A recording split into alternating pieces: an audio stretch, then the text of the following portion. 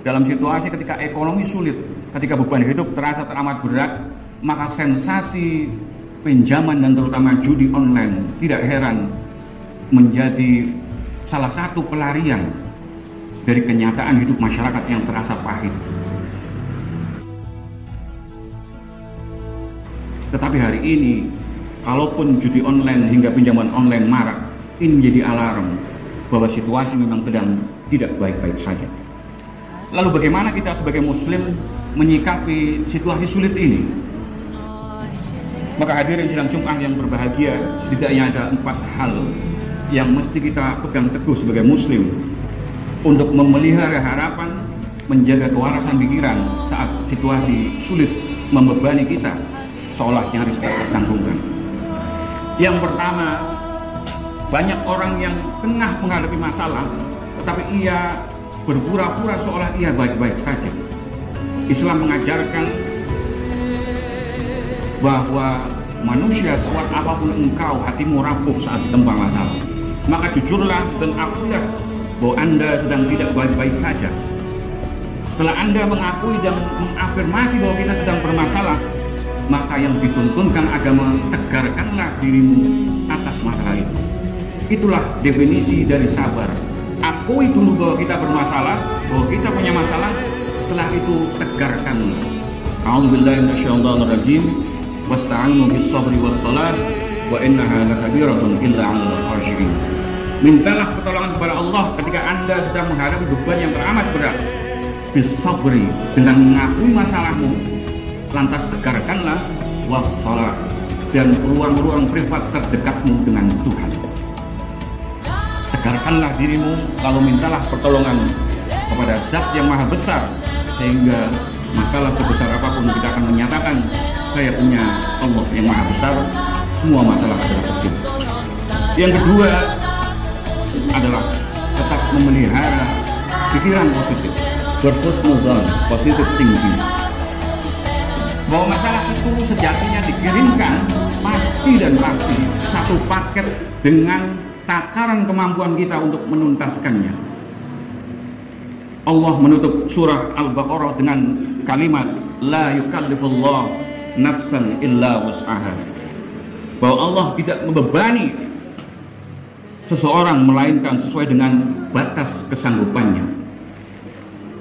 Maka ketika orang lain menghadapi masalah yang sama dan mereka mampu melewatinya, itu artinya kita juga mampu untuk menghadapi masalah itu dan keluar dari masalahnya. Yang ketiga, saat dalam situasi seberat apapun yang bahkan membuat kita berada di ambang batas antara kita memilih bertahan ataukah memilih mengakhiri hidup kita, maka pesan Allah dalam Al-Quran, peliharalah harapanmu. Don't be hopeless. Jangan pernah engkau membunuh harapanmu, karena harapan dalam situasi kita yang berada di titik nadir terendah, harapan adalah kekuatan terdahsyat. Saat semua orang kita anggap tidak ada yang mampu membantu menuntaskan masalah kita, saat kita merasa kita tak berdaya, hanya harapan yang membuat kita bertahan saat kita terombang-ambing di deburan ombak yang dahsyat di tengah samudra.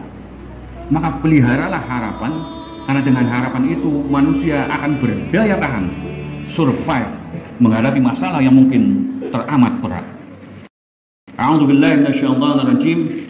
Qul ya ibadiyalladzina asrafu ala anfusihim la taqnatu min rahmatillah, kata Allah. Innallaha yaghfiru dzunuba jami'a innahu huwal ghafurur rahim. Katakanlah, wahai hamba-hambaku yang melampaui batas terhadap diri mereka sendiri, janganlah kamu berputus asa dari rahmat Allah. Sesungguhnya Allah mengampuni dosa-dosa semuanya. Sungguh Dialah yang Maha Pengampun lagi Maha Penyayang. Hadirin sedang jemaah yang berbahagia, ayat ini tidak ditunjukkan untuk orang-orang yang biasa saja. Bayangkan Anda adalah seorang sampah masyarakat, kita seorang sampah masyarakat, dengan lumuran kezaliman-kezaliman, sederet kezaliman yang kita telah lalui, merugikan orang lain, dosa-dosa yang menumpuk yang kita himpun sedari akil balik sampai saat ini. Lalu tiba-tiba keinginan untuk bertaubat datang. Saat itu mungkin karena banyaknya dosa dan kesalahan kita ragu, mungkinkah Allah membukakan ampunannya untukku yang telah teramat zalim ini? Maka ayat ini diberlakukan untuk orang-orang yang bahkan harapannya nyaris habis, merasa tak mungkin Allah memandangku, merasa tak mungkin rahmat dan ampunannya menyiramiku. Maka kata Allah terhadap orang-orang seperti ini, la taqnatu mir rahmatillah. Jangan engkau pernah berputus asa, berputus harapan dari rahmat Allah. Karena dengan memelihara harapan atas rahmat Allah, sekali lagi, itulah poster yang paling kuat yang mampu membuat kita bertahan dari situasi yang teramat berat dalam hidup kita. Yang keempat, yang terakhir, mari kita tajamkan telinga kita, jernihkan mata kita, dan pekakanlah hati kita. Tengoklah kanan dan kiri, depan dan belakang, bahwa situasi yang dialami seorang ibu muda yang memilih bunuh diri dengan 2 anaknya itu bisa jadi dalam derajat yang lebih ringan juga ada di sekitar kita. Realitas hidup yang membuat mereka seolah-olah berada di ambang kejatuhan, seolah-olah tidak ada lagi harapan yang mampu mereka pertahankan. Maka tengoklah, pedulikanlah mereka, berempatilah terhadap mereka, bahkan meski kondisi kita sedang sama-sama sulit. Emil Durkheim meneliti masyarakat yang depresi di Eropa saat era industrialisasi gelombang pertama. Banyak orang-orang stres, tetapi hasil kajiannya menunjukkan yang memilih bunuh diri saat itu, kasus bunuh diri tinggi, ternyata adalah para penganut Protestan. Sementara penganut Katolik amat minim yang memilih jalan bunuh diri.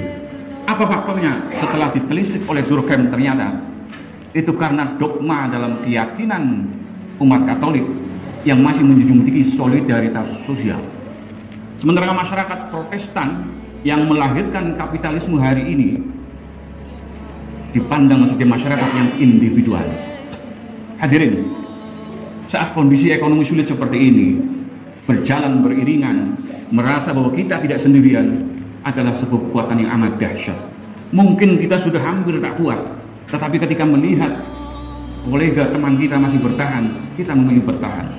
Ini seperti beratnya kita membiasakan puasa Senin dan Kamis, teramat berat. Tetapi bayangkan saat Ramadan, bahkan mereka yang sering melalaikan sholat pun mau untuk bersama-sama meramaikan Ramadan dengan menahan lapar dan dahaga sejak fajar sampai maghrib.